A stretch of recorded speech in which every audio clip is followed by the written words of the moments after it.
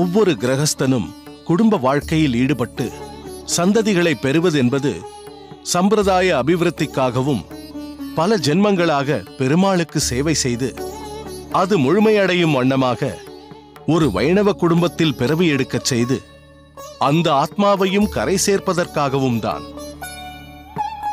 புல், புழு, பறவை, விலங்கு என்று பல ஜன்மாக்களுக்கு பிறகு ஆத்மா இந்த மனுஷ சரீரத்தை எடுக்கிறது.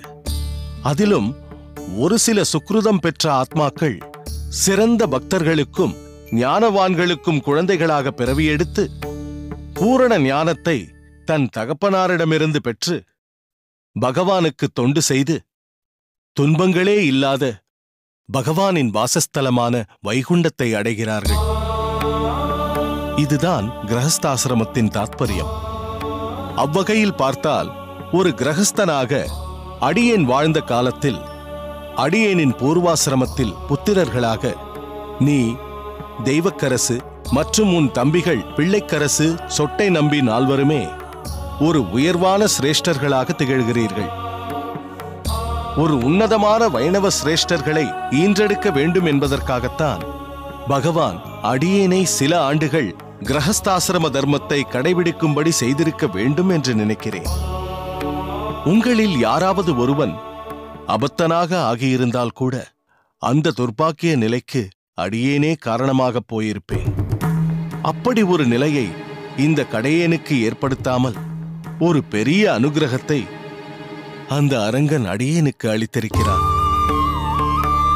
வரரங்கனான நீ அரையர் சேவையிலும், தெய்வக்கரசு நம்பி அடியேனின் ஆச்சாரியர் மணக்கால் நம்பி ஆசிரமத்தில் சேவை செய்பவனாகவும், பிள்ளைக்கரசு மற்றும் சொட்டை நம்பி இருவரும் இரும்பிதயம் கொண்டவர்களாலும் கனிவாக போற்றிக் கொண்டாடப்படுகிறார்கள் என்று கேள்விப்படும்போது அடியேனுக்கு மிகவும் பெருமையாக இருக்கிறது. வரரங்கா, எப்படி உங்களுக்கெல்லாம் ஒரு ஆச்சாரியனாக இங்கு இருக்கிறேனோ அதே போல் உன் தம்பிகளுக்கும் இருப்பேன்.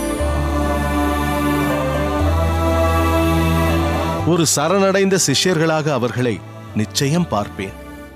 உன் தம்பிகள் தாராளமாக அடியேனை தரிசிக்கலாம். எனவே ஆச்சாரியர் உங்கள் இருவரையும் அனுகிரகிக்க சித்தமாக இருக்கிறார் என்று உன் தம்பிகளிடம் தெரிவித்துவிடு. மிகவும் சந்தோஷம் சுவாமி. இன்றே அவர்களிடம் தெரிவித்து விடுகிறேன். அரையரே, நாளையே அவர்கள் இருவரையும் நம் ஆச்சாரியரின் திருமாளிகைக்கு அழைத்து வாருங்கள். சற்று பொறு தெய்வவாரி. அணியரங்கரின் விருப்பத்தின் பேரில் பிள்ளைக்கரசுவும் சொட்டை நம்பியும் கோயிலிலேயே ஏதாவது ஒரு சேவையை செய்து கொண்டிருக்கட்டும். அவர்கள் இருவரையும் அடியேன் அங்கு வந்தே காண பிரியப்படுகிறேன். சிஷ்யர்களை அனுகிரகிப்பது அடியேனின் தர்மம் என்றாலும் நற்சிந்தனை உள்ள வைஷ்ணவ சிரேஷ்டர்களை அவர்கள் இருக்கும் இடத்திற்கே வந்து காண்பதுதானே முறை. தங்கள் விருப்பப்படியே சுவாமி. சரி, நீங்கள் இருவரும் கோயிலுக்கு சென்று உங்கள் சேவையை தொடருங்கள். உத்தரவு சுவாமி. அண்ணா, உங்களிடம் ஒன்றை சொல்ல வேண்டும் என்று இருந்தேன். சொல் பிள்ளைக்கரசு. நேற்றைய தினம் உங்களது அபிநயம் கண்டோம். வெகு நேர்த்தி. அங்காசைவுகளை அற்புதமாக அபிநயித்து அந்தந்த புராண இதிகாச சம்பவங்களை கண்முன்னே கொண்டு வந்து நிறுத்தினீர்கள். அதற்கு நீங்கள் காட்டிய பிரயாசை மிகவும் கொண்டாடத்தக்கது. இருப்பினும் என்ன இருப்பினும் தயங்காமல் சொல். அபிநயத்தில் ஏதாவது குறைகள் இருந்ததா? அபிநயத்தில் குறைகளா? வாய்ப்பே இல்லை அண்ணா. தங்களுக்கு ஆச்சாரியரின் அருள் பூரணமாக இருக்கையில் குறைகள் இருக்க முடியுமா? அனைத்தும் அருமையே. இருப்பினும் மிகவும் சிரத்தையுடன் ஆத்மார்த்தமாக அபிநயிக்கும் சேவைக்கு மேலும் வலு சேர்க்கும் விதமாக ஒரு யோசனை. அது என்னப்பா யோசனை? அந்தந்த பாசுர வரிகளுக்கு ஏற்ப அர்த்தம் கொடுக்கும் வகையில் தாங்கள் பலவிதமான அபிநயங்களை பிடித்துக் காட்டுகிறீர்கள்.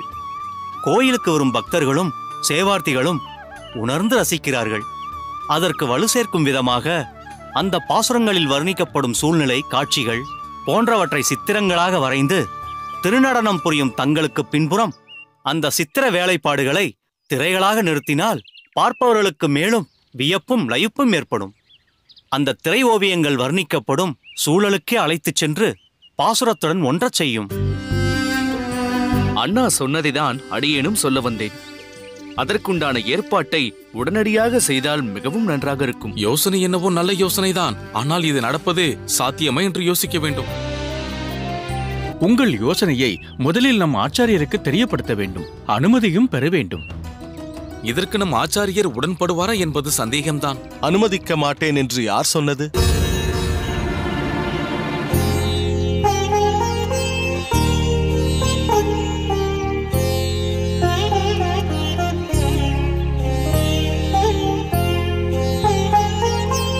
ஆச்சாரியார் எங்களின் வந்தனங்களை ஏற்றுக்கொண்டு அருள வேண்டும். சம்பிரதாய சிற்பிகளாக புகழுடன் விளங்குவீர்களாக. சுவாமி, கோயில் பகுதியாக இருப்பதால் தங்களை சாஷ்டாங்கமாக சேவித்து வணங்க முடியாமல் இருக்கிறோம். அதனால் என்ன, மானசீகமாக, அதாவது மனதால் வணங்குவதும் முறைதானே. மனதில் வேறொன்றை நினைத்து வெறும் சரீரத்தை மட்டும் கீழே கிடத்தி சேவிப்பதால் ஒரு பயனும் இல்லை.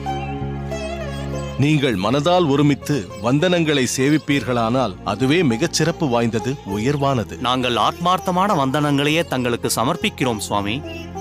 அது மட்டுமல்ல, மனம், வாக்கு, காயம் இம்மூன்றாலும் தங்களை வணங்குகிறோம் சுவாமி. மிக்க சந்தோஷம்.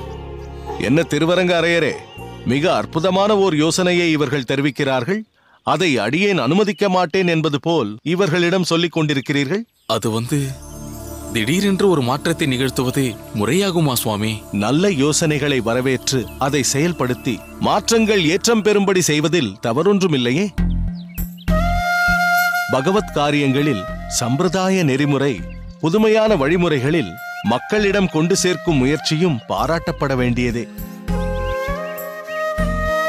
இதில் முக்கியமாக கவனிக்கப்பட வேண்டியது என்னவென்றால், குறிக்கோளுக்கு எவ்விதத்திலும் பங்கம் ஏற்பட்டுவிடக்கூடாது, வழிமாறி போய்விடக்கூடாது. சம்பிரதாய தத்துவங்கள் சிதைக்கப்படாமல் காலங்களின் அவசியத்திற்கேற்ப மக்களிடம் சென்று சேருமானால் அதை தவிர்க்க வேண்டிய அவசியமில்லை. அவ்வகையில் பிள்ளைக்கரசு நம்பி தெரிவித்த யோசனையை அறிவுபூர்வமாக ஏற்று செயல்படுத்தி மக்களும் ரசித்து பலன் பெறும் வகையில் நடைமுறைப்படுத்த வேண்டும். உங்கள் உத்தரவுப்படியே சுவாமி.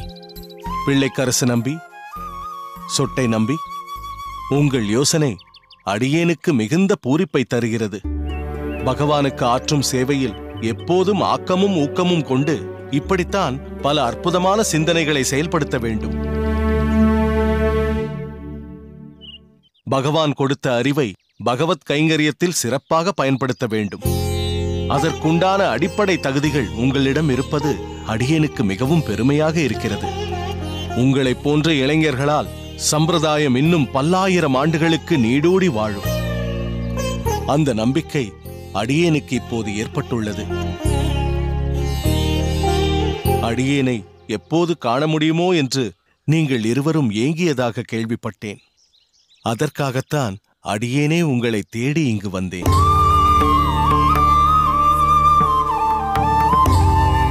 அடியேன் உங்களுக்கோ உங்களின் தாய்க்கோ விரோதம் பாராட்டுபவன் அல்ல. அதே சமயத்தில் சாஸ்திர தர்ம விஷயத்தில் விரோதமாக நடப்பவனும் அல்ல.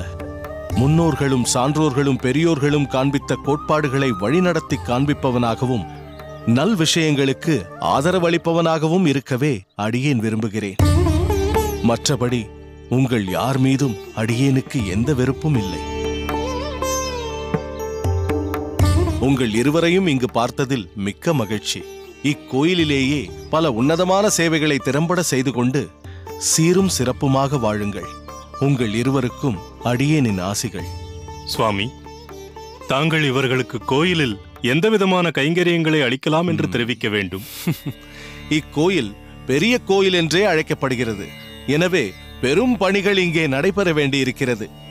உற்சவங்கள் என்றாலே பல முன்னேற்பாடுகள் அவசியம். எனவே அதற்குண்டான திட்டமிடுதலை இவர்கள் இருவரும் மேற்கொள்ளட்டும்.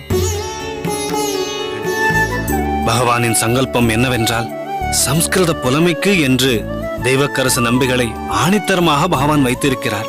பகவானின் சங்கல்பங்களை அடியேன் அறியேன். ஆனால் நம் ஆச்சாரியர் அடியேன் எந்த சாஸ்திர ஆராய்ச்சியிலும் ஈடுபடக்கூடாது என்று தீர்மானமாக பணித்திருக்கிறார். அடியேனுக்கென்னவோ தங்களை போன்ற பண்டிதர்களை தொடர்ந்து இப்படி வைத்திருக்க ஆச்சாரியர் நிச்சயம் விரும்ப மாட்டார். தங்களது ஞானம் எப்படிப்பட்டது தெரியுமா? அது எப்படியோ, அடியேனை பொறுத்தவரை ஆச்சாரியர் அன்று எந்த மனோபாவத்தில் சொன்னாலும் அவருடைய வாக்கு அடியேனுக்கு முக்கியம். அதை மீறி ஒரு காரியம் செய்ய அடியேன் துணிய மாட்டேன். ஆச்சாரியரின் குறிப்பறிந்து அதை நிறைவேற்றுவதுதான் ஒரு சிஷ்யனின் கடமை. தெய்வக்கரசு நம்பி,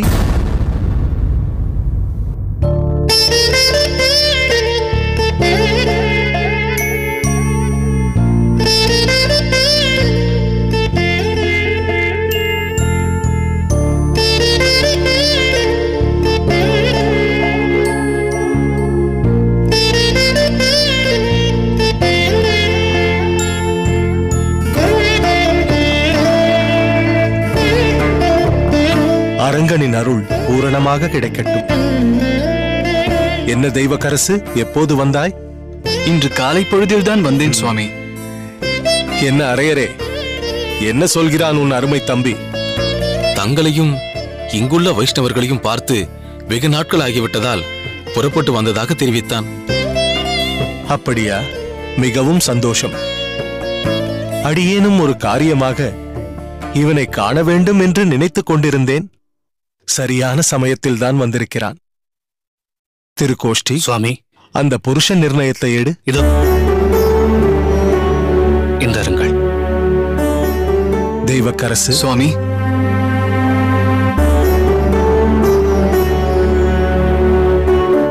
உன் கையில் இப்போது இருப்பது அடியேனால் சமீபத்தில் எழுதப்பட்ட புருஷ நிர்ணயம் என்னும் தொகுப்பு. இந்த தொகுப்பில் பகவானின் ஒப்புயர்வற்ற மேலான பரத்வத்தை நிர்ணயம் செய்து பல விஷயங்களை அதற்கு மேற்கோள் காட்டி எழுதியிருக்கிறேன். இதில் உள்ள இலக்கண விஷயங்களை சரிபார்த்து இதற்கு தகுந்த பொருளுரையை சமஸ்கிருதத்திலும் தமிழிலும் நீதான் செய்ய வேண்டும் என்பது அடியேனின் விருப்பம். கூடிய விரைவில் அதை நீ செய்துவிடு, சரியா?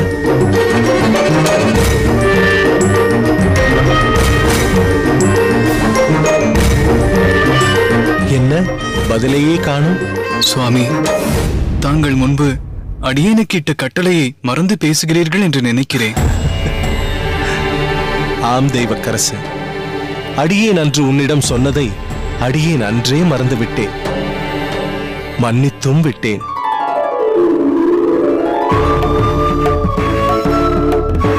அதை நீதான் இன்னும் மறக்காமல் அடியேன் சொன்ன வாக்கை சுமந்து கொண்டு சக வைஷ்ணவர்களுக்கு முன்னுதாரணமாக திகழ்ந்து கொண்டிருக்கிறாய். இருப்பினும் உன் அளவு கடந்த சமஸ்கிருத ஞானத்திற்கு வெகு நாட்கள் அடியேன் கடிவாளம் போட்டது மிகப்பெரிய தவறு. அதை அடியேன் இன்று தகர்த்தெறிந்து விட்டேன். எனவே அடியேன் அன்று சொன்னதை இன்று அனைவரின் முன்பும் விலக்கிக் கொள்கிறேன். இப்போது அடியேன் பணித்தபடி இந்த புருஷ நிர்ணயம் என்னும் தொகுப்பிற்கு தகுந்த ஒரு விளக்க உரையை எழுதி கொண்டு வா. இது அடியேனின் அன்பு கட்டளை. உனக்கு சம்மதம்தானே? பரிபூர்ண சம்மதம்.